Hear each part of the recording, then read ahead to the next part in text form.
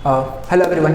सो अभी चर्चा का विषय आपने देखा होगा, सुना ही होगा हाल ही में कि जो दिल्ली के जो मुख्यमंत्री हैं, मुख्यमंत्री सीएम अरविंद केजरीवाल, तो इनको ईडी ने गिरफ्तार किया है। और इससे कुछ समय पहले झारखंड के जो मुख्यमंत्री थे उनका हेमंत सोरेन, उनको भी ईडी ने ही गिरफ्तार किया था। तो ये ईडी कौन है और ये कैसी संस्था है? क्या ये पुलिस होती है, क्या ये सीबीआई होती है, या एक अलग से संस्था है? और ये क्यों नेताओं को आखिरकार पकड़ रही है, क्या इसके पीछे कारण है? तो आज हम ईडी के बारे में जानेंगे कि आखिरकार ये ईडी होती क्या है। तो देखिए, ईडी के बारे में अगर हम जानें तो ईडी की जो फुल फॉर्म होती है वो होती है हमारे इन्फोर्समेंट डिपार्टमेंट।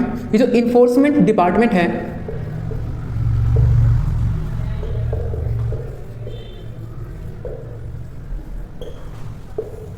ये जो इन्फोर्समेंट डिपार्टमेंट है ये कब कार्यवाही करता है और कब बनाया, कि कौन सा ऑर्गेनाइजेशन है, क्या ये पुलिस में से इसमें लोग होते हैं, क्या सीबीआई में से लोग होते हैं, कौन से लोग होते हैं, आर्मी में से होते हैं, कौन से लोग होते हैं, इनके बारे में जानते हैं और इसकी शुरुआत कैसे होती है। तो देखिए, ईडी इन्फोर्समेंट डिपार्टमेंट, हिंदी में बोलते हैं इसको प्रवर्तन निदेशालय। प्रवर्तन निदेशालय का काम होता है यदि कोई व्यक्ति इकोनॉमिक क्राइम करता हुआ पकड़ा जाता है। इकोनॉमिक क्राइम का मतलब होता है एक ऐसा अपराध यदि आपने पैसा कमाया है और पैसा कमाने के बाद उसका जो आपको टैक्स पे करना होता है, इनकम टैक्स पे करना होता है, आपने बिना टैक्स पे किए हुए या बिना सरकार की निगाह में आपने कोई ऐसा पैसा कमाया है जिसकी जानकारी सरकार को नहीं है, और यदि वह राशि 1 करोड़ से ऊपर है तो इसकी जांच। देखो, यदि आपने कोई ऐसा पैसा कमाया जो कि इकोनॉमिक क्राइम है।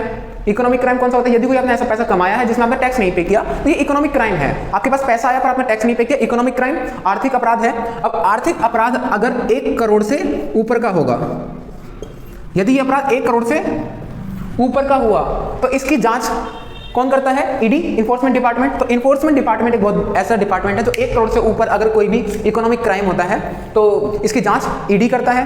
तो ईडी की जो शुरुआत होती है वो कहाँ से होती है और कब होती है? आखिरकार क्यों जरूरत पड़ी कि ईडी की, कि चलो भाई हमको एक अलग इंस्टीट्यूशन बनाना चाहिए ईडी। तो देखिए, ईडी इसलिए बनाया गया क्योंकि जब हम आज़ाद हो रहे 1947 में, तो आज़ादी के टाइम पर भारत के अंदर ऐसे बहुत सारे लोग थे जिनका विदेशों से अच्छे खासा संबंध था। विदेशी देशों के अंदर मतलब आपने देखा होगा जो भारत के बड़े बड़े नेता थे, चाहे वो कोई भी महात्मा गांधी रहे हो, पंडित जवाहरलाल नेहरू रहे हो, सरदार वल्लभ भाई पटेल हो, इन सबका संबंध कहीं ना कहीं विदेशों से रहा है। जब विदेशों से इनका संबंध रहा तो कहीं ना कहीं अगर यदि इनके पास में भारत के अंदर कोई पैसा है तो यह अपने पैसे को विदेशों में ट्रांसफर कर सकते थे, वहाँ पर संपत्ति खरीद सकते थे। तो ऐसे मामलों की जांच के लिए 1947 के अंदर ही एक लॉ लेकर आए थे, जिसके बारे में अगर हम बात करें, इसको फेरा के नाम से जानते हैं। आपने शायद सुना भी होगा इसके बारे में, फॉरेन एक्सचेंज रेगुलेशन एक्ट इसको बोलते हैं। 1946 के अंदर आया। 1946 के अंदर बात चल रही थी क्योंकि हमें लगभग हमको पता तो पहले लग चुका था कि फाइनली हम आज़ाद होने वाले हैं। तो 1947 को ही मान लेते हैं, आज़ादी के समय पर बनाया गया था 1947 में फॉरेन एक्सचेंज रेगुलेशन एक्ट। यदि किसी व्यक्ति ने भारत का पैसा बाहर ट्रांसफर करने की कोशिश की तो भाई उसके ऊपर कोई सख्त से सख्त कार्रवाई की जाएगी। तो ये तो कानून बना दिया।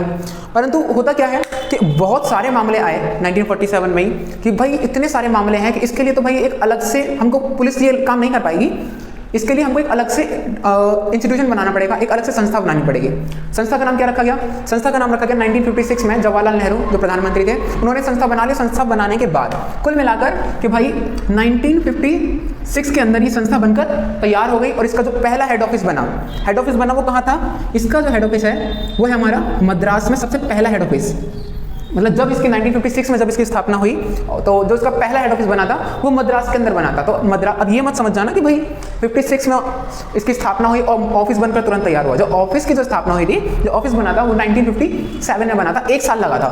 तो चलिए 1956 का तो ये तो कंफर्म है, और 1947 का आपको समझ में आ गया फेरा क्या था ये भी क्लियर होगा। तो चलिए अब एक बार बात करते हैं, यहाँ पर एक बन गया ऑर्गेनाइजेशन, एक इंस्टीट्यूशन बन गया ईडी, इन्फोर्समेंट डायरेक्टोरेट, इसके बारे में पता ही लग जाएगा। और अगर हम बात करें यहाँ पर एक बहुत, अब इसका हेड कौन होता है? हेड कौन होता है इसका? तो हेड के बारे में अगर हम बात करें तो हेड तो इसके बड़े सिंपल से अपने ये काम करता है रेवेन्यू डिपार्टमेंट के under, revenue department of India.